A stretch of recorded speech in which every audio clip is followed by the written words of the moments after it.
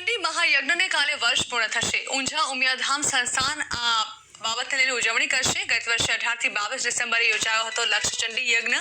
લાખો ભક્તો ઉમિયાધામ પહોંચ્યા હતા. ત્યારે આવતીકાલે અતીત સંભાળના કાર્યક્રમ યોજાશે.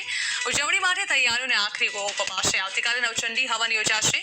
2208 વાનગીઓનો અન્નકૂટ ભરાશે. સાંજે 6 વાગે 5555 દીપ પ્રાગટ્ય કરાશે. 9:09 લક્ષચંડી મહાયજ્ઞના સ્થળેથી નિજ મંદિર સુધી નગરયાત્રા સ્વરૂપે મંદિર ધજા આરોહણ કરાશે.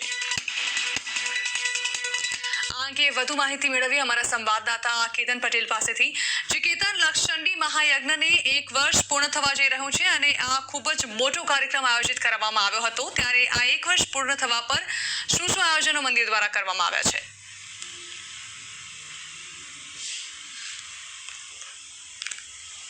ઉમિયા માતાજી સંસ્થાન દ્વારા 1 વર્ષ અગાઉ જ લક્ષચંડી મહાયજ્ઞ કરવામાં આવ્યો હતો, જેમાં મોટી સંખ્યામાં લાખો જે ભક્તો છે ઊંઝા ઉમિયા માતા ધામ આવ્યા હતા. ત્યારે હાલ તેને લઈને 1 વર્ષ પૂર્ણ થતાં આજે મીન્સ આવતીકાલે એક અતીત સંભાળના કાર્યક્રમ આયોજન કરવામાં આવ્યું છે. તેને લઈને જે આખરી ઓપ જે આપવામાં આવ્યો છે, તમે જોઈ શકો છો જે મંદિર છે તેના પટાંગણમાં જો માતાજી સહિત જે અન્ય જે ભગવાનો છે તેની રંગોળી પૂરવામાં આવી છે. સાથે અન્ય જે પ્રોગ્રામ છે તેનું પણ આયોજન કરવામાં આવ્યું છે. આખરી ઓપ છે ઉમિયા માતાજી સંસ્થાન દ્વારા આપવામાં આવી રહ્યો છે. આપણા સાથે જે ઉમિયા માતાજી સંસ્થાનના જે મંત્રી છે તે પણ જોડાયા છે. તેમના સાથે વાત કરીશું. મંત્રી સાહેબ, શું કહેશો? 1 વર્ષ પૂર્ણ થઈ ગયો, કાલે શું કાર્યક્રમ કરવામાં આવશે અને શું આયોજન છે આખું?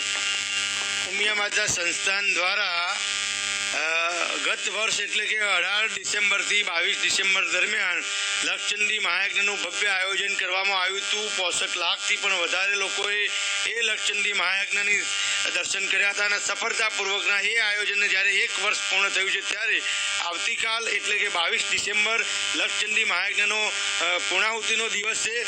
માતા સંસ્થાન દ્વારા 18 ડિસેમ્બર 2020થી 22 ડિસેમ્બર 2020 સુધી 5 દિવસનો લક્ષચંડી મહાયજ્ઞની 1 વર્ષની ઉજવણીનો કાર્યક્રમ કરવામાં આવ્યો હતો.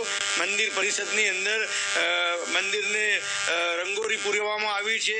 સાથે સાથે મંદિરને સુશોભિત કરવામાં આવ્યું છે, રોશની કરવામાં આવી છે. અને 22 ડિસેમ્બર એટલે કે પૂર્ણાહુતિના દિવસે માતાજી સંસ્થાનની અંદર જુદા જુદા ધાર્મિક કાર્યક્રમો રાખવામાં આવ્યો છે, જેમાં સવારે 9 વાગે 1 દિવસનો નવચંડી યજ્ઞનું આયોજન છે.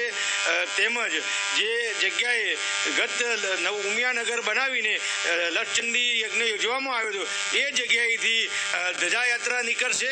ધજાયાત્રાની ત્યાં આગળ પૂજા વિધિ કરી અને એ ધજા મંદિર પરિસરમાં આવી મંદિરની પ્રદક્ષિણા 5 ફેરા ફરવાના જે આપણી ધાર્મિક સાંસ્કૃતિક રિવાજ છે એ પ્રમાણે 5 ફેરા ફરી અને ધજાને માતાજીના શિખર ઉપર આરોહણ કરવામાં આવશે. એ 10 ને 15 મિનિટનો અમારો કાર્યક્રમ છે.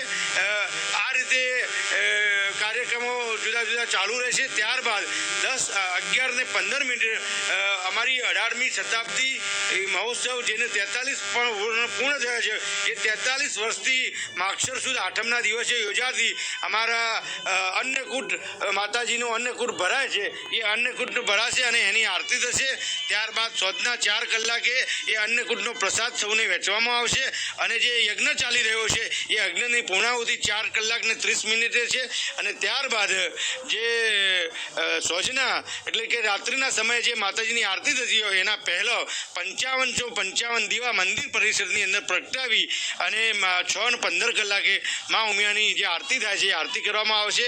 આ કાર્યક્રમની અંદર માતાજીના ભક્તોને અમારે આહવાન કર્યું છે કે જ્યારે કોરોના મહામારી ચાલી રહી છે ત્યારે માતાજીના દર્શને ન આવતા પોતાના ઘરે પોતાના પરિવાર સાથે ઘરની અંદર આસોપાલવના તોરણ બાંધી ઘરે લાપસીના શીરાઓના મીઠાઈના ભોજન કરી અને જમે અને માતાજીના ફોટા આગળ માતાજીની આરતી કરે.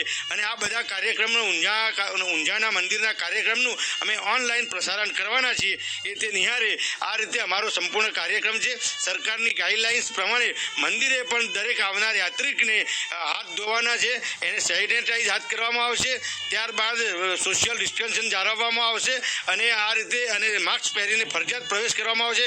આ તમામ પ્રકારનું આયોજન સંસ્થા દ્વારા અમે કરેલું છે અને અમારા કાર્યકર્તાઓ અને સંસ્થાના વહીવટકર્તાઓ આ કામની અંદર અત્યારે હાલ કટિબદ્ધ થઈને અમે કરી રહ્યા છીએ.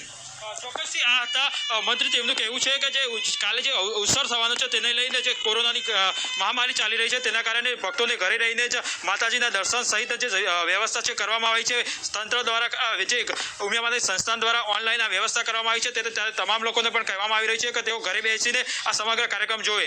જી બિલકુલ કેતન, આભાર. તો લક્ષચંડી યજ્ઞને 1 વર્ષ પૂર્ણ થતા જે અવસર યોજાયો હતો તેને લઈને હવે આ વર્ષે પણ કેટલાક આયોજનો કરવામાં આવ્યા છે જેને લઈને અત્યારથી જ તૈયારીઓ કરી લેવામાં આવી છે.